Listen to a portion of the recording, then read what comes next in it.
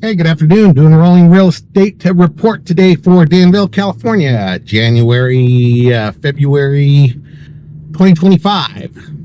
Bob Georgiou, Remax Accord. Roll the intro.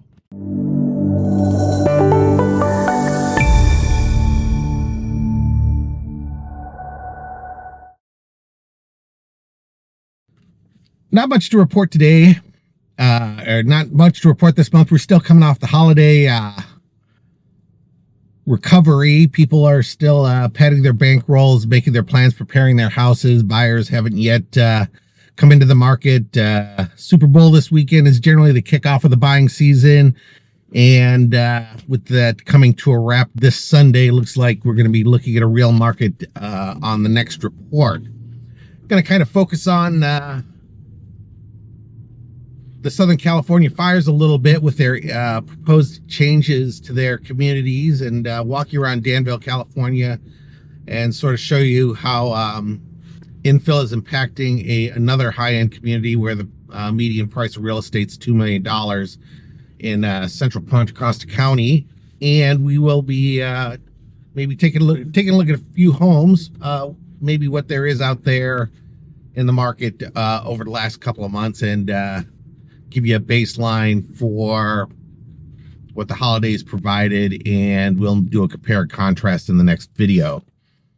There isn't any real inventory on the market, either in the condo or the single family arena. There are 10 units of condos out there in the market this week, which is effectively nothing. Single family homes are also very low. We're in a plateau. Lots of high-end inventory over $2 million, and that's kind of in keeping with market trends in keeping with the market trends at the end of the year, where more reasonable priced inventory when it's out there, and more motivated buyers will pick up what inventory is out there. But by and large, the time period from Thanksgiving into start of the Super Bowl is just kind of a low point of the market, and there's not a lot of decision-making points on where we're going to be 30 days from now. The numbers are going to look a whole bunch different here, but I'm going to read them off to you, show them here on the screen, so you kind of so you're in the loop. Median price of a condo or townhouse in Danville is right a little over $1,050,000. Median price of new listings is $980,000, which kind of shows that the bottom end of the market is beginning to turn a little bit more than the higher priced inventory that's been sitting around for a little while. Price per square foot's approaching $800 a square foot.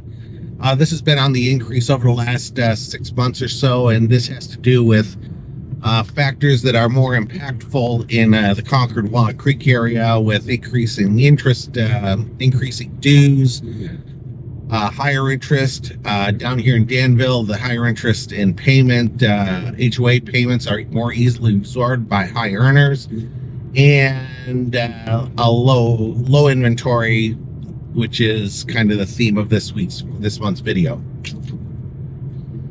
Average days on the market for that higher end inventory is 60 days. This has been a plateau for the last couple of months. It's, again, even though the condo market is a little bit immune from the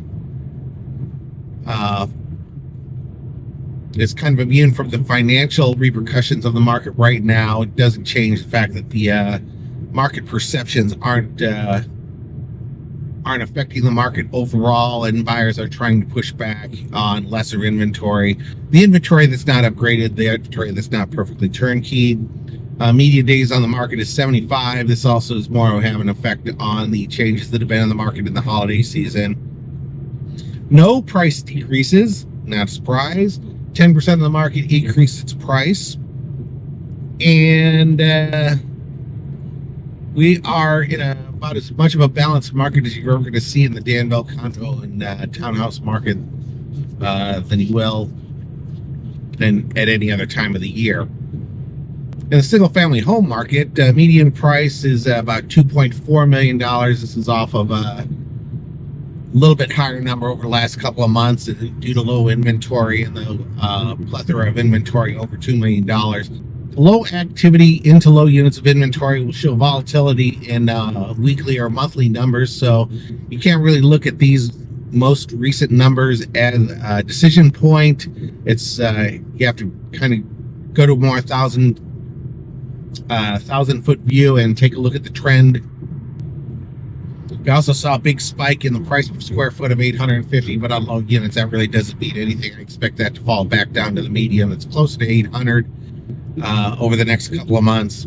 97 days on the market for higher end inventory. A glut of higher end inventory is also kind of normal. Plus 90 days is the holiday season. Expect that number to start trickling down toward probably about 50 days, I imagine, is where we're going to be at by the time March, April, May rolls around.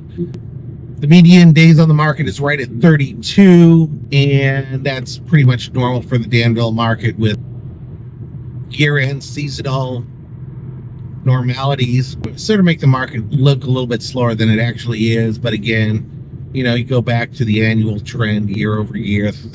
Fourth quarter of any given year is always gonna have this slow month where the numbers sort of defy the prior year's average. Looking at 2025, Danville's top end of the market, there's not going to be any changes that are starting to affect Concord right now. Maybe 2026, 2027 liable to be propped up by, you know, any number of factors that we can't see right now or that are being put in place right now that will triculate into the greater economy and you know, keep the premium property being premium. Don't see a correction in this market just because of low inventory. People are still in this market and with their 4% mortgages and locked in.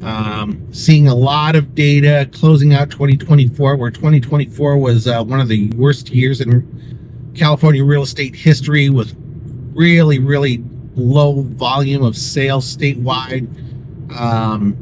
You know, going back to third quarter videos, this had to do with, you know, people locked into their homes and their 4% mortgages, not having enough equity to buy the property, to make a move and buy the properties that they would otherwise be moving up to, and paying higher interest rates in. Again, with the higher earners in Danville, this is a little bit less of a factor than it is in Pleasant Hill, Walnut Creek, Concord, especially markets where the Concord market is more interest rate and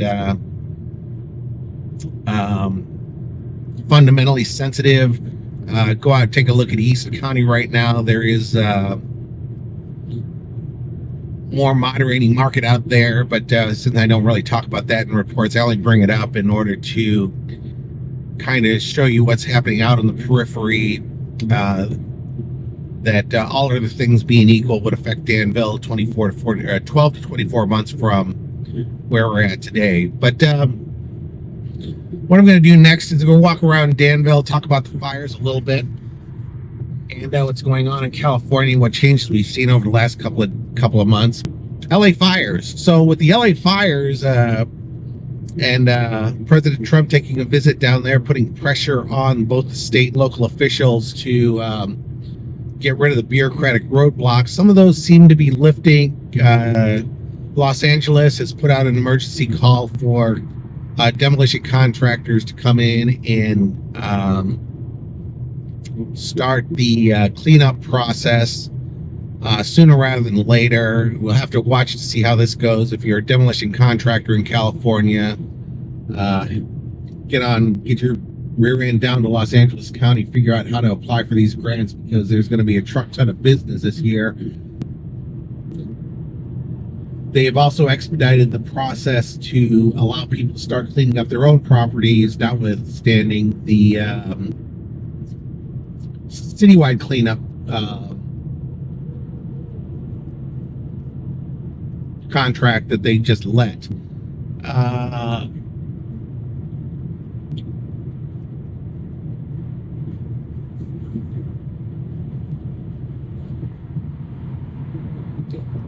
Before the president went down there to talk to local officials, there were some authoritative voices coming out saying that the area should be rezoned higher density to allow more affordable homes to be built in the places where some single family has been put in, and allowing the commercial to be rezoned for residential over commercial property. And there's been some pushback on that. I would say Malibu is more like, and the coastal area is more like Alamo over here, but by and large, the communities are very similar demographically. And Danville, since Danville has started to get ahead of this by allowing rezoning, and we've had a couple projects come online over the last couple of years, and they're pretty nice. Before there was any pressure on these higher end communities to start building infill development, there was an organization called ABAG, still exists, Bay Area. It's an association of Bay Area governments, had a plan to start the process of building infill developments in these areas in order to get ahead of the housing crisis that was going on in this area. And needless to say, they didn't, I don't know that we call it a success, but they were able to get several projects pushed through before the state came in a couple years back and mandated that these communities put plans in place in order to meet housing demand, or strip away the ability of these local communities to set their own planning standards. One of these early projects here is one of these communities here is River Rock, and this one, it borders up to the freeway, and this is during a Bob Signs era.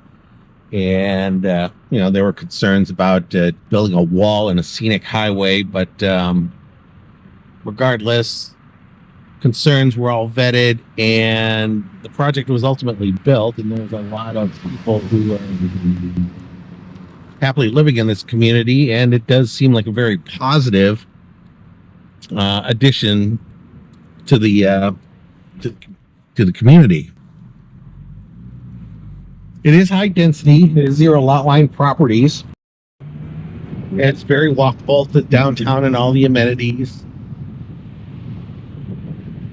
But it is all also single family homes, and architecturally in keeping with the standards that the community sets for itself.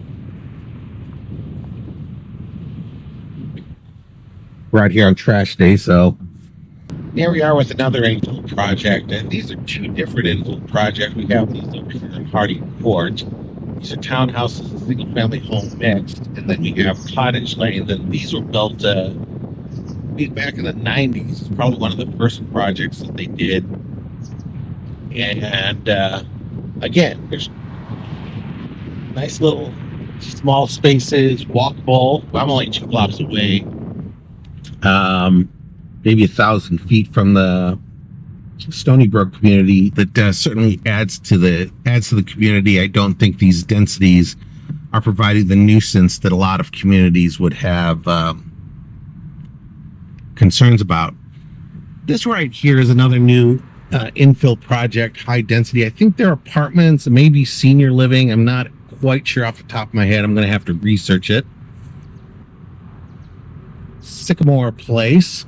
I forget what was here before. I can't remember. They're in Danville here. They are demolishing commercial in order to add residential. There's a project on the other side of the town off of Diablo Road where they took down a bunch of commercial office space and they put in apartments. Looks like somebody's house just burned down. Anyways, coming back to our infill projects, I'm right on El Dorado Drive now, and we have these little projects that were built more recently as part of the ABAG project. These condominiums have been here. This is old Danville.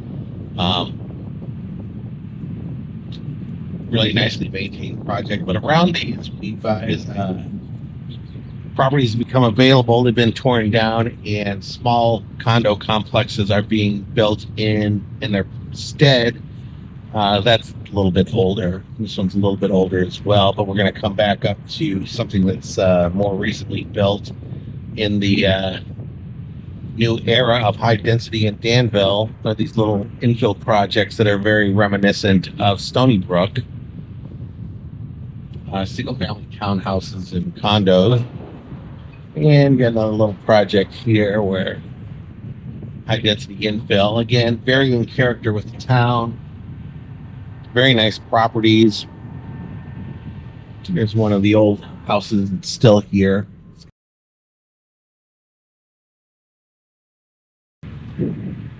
Project yet to be built.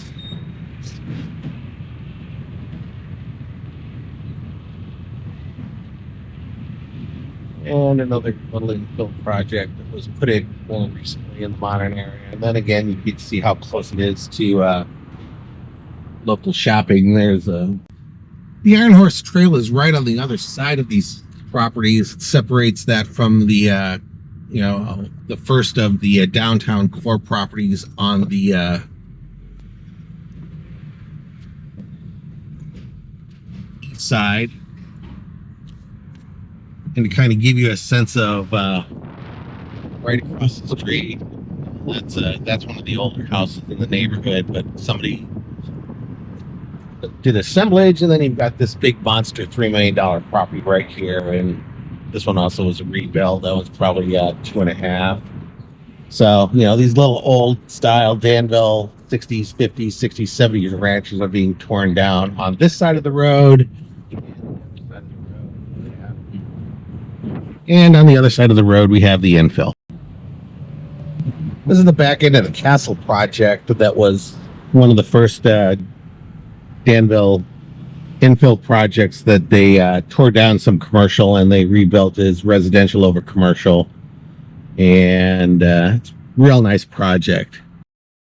And it's right down here next to what is the downtown core proper and all the restaurants and where the street fairs happen, and you got the shopping behind it. There's a grocery store on the other side, right across the street there, and on Railroad.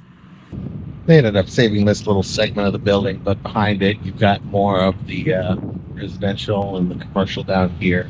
Very in keeping with the community, not creating a big, huge traffic, because we have found that the people who are moving into these things are mostly the seniors who are moving out of their $3-4 million properties in Diablo, Alamo, taking their equity and moving here to a place where they can still live in Danville, and they don't need a car because they're walk to everything.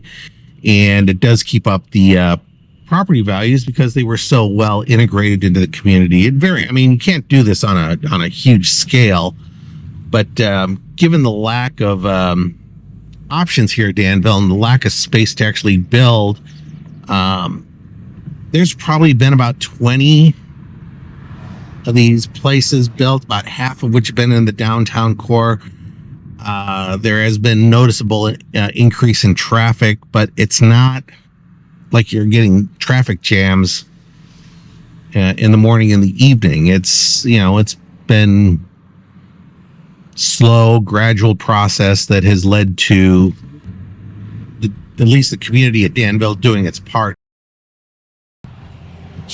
And here's that apartment complex that I was telling you about. Those apartments on the other side of the street have been around since the beginning of time. Architecturally, these things look like half of what's being built in Walnut Creek right now. Again, not particularly impressed with the project as a whole, but it's off the busy street. People who live here have a direct pathway over to the library and the downtown core, so there's no need for these folks to clutter up the street and drive to the downtown.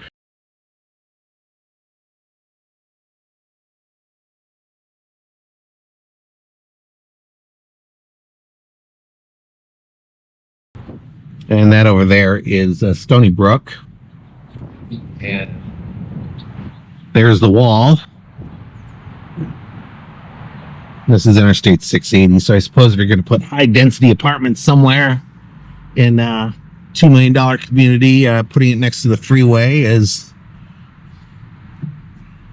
the least intrusive choice. Still have a little bit of commercial buffer between Diablo Road and the apartment complex here. There are other more impactful situations over on the San Ramon border. We have some new infill coming over here, and it's been proposed. I don't think it's been approved, but this is one of the infill sites that we'll look forward to seeing somewhere down the road. This parking lot that I'm driving in is the a city lot, overflow parking for downtown. It actually shares parking with Bridges Restaurant, famed restaurant named for itself as being the restaurant in Mrs. Doubtfire.